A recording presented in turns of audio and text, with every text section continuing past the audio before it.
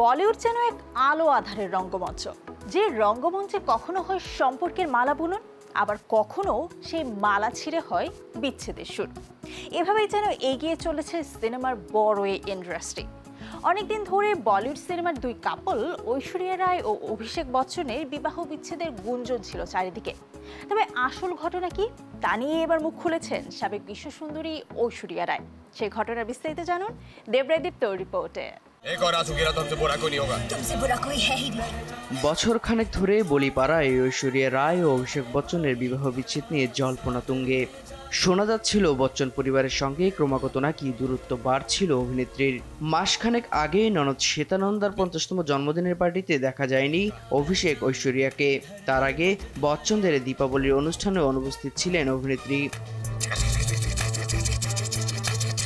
যার ফলে তাদের সম্পর্কের সমীকরণ নিয়ে বেশ জলঘোলা হয়। অবশেষে নিজের 17তম বিবাহবার্ষিকীর দিনই বিষয়টি খোলাসা করলেন ঐশ্বরিয়া।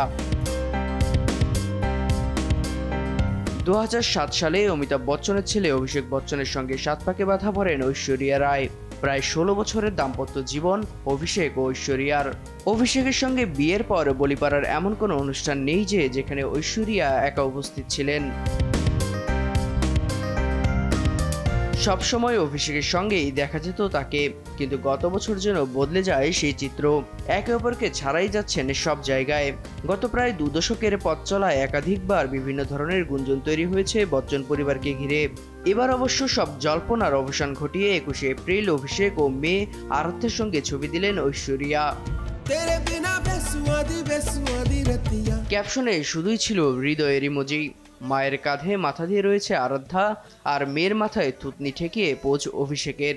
আর এই ছবিটি তুলেছেন ঐশ্বরিয়া রায় বচ্চন। এই একই ছবি নিজের ইনস্টাগ্রামে পোস্ট করেন জুনিয়র বচ্চনও। গত কয়েক বছর ধরে তাদের নিয়ে যেসব জল্পনা ঘনীভূত হয়েছে, এই একটি পোস্টেই যেন সবকিছু স্পষ্ট করে দিয়েছেন ঐশ্বরিয়া ও অভিষেক। তাদের দাম্পত্য জীবন যে মজবুত, সেই বার্তাই যেন দিলেন সাবেকেই বিশ্ব সুন্দরী।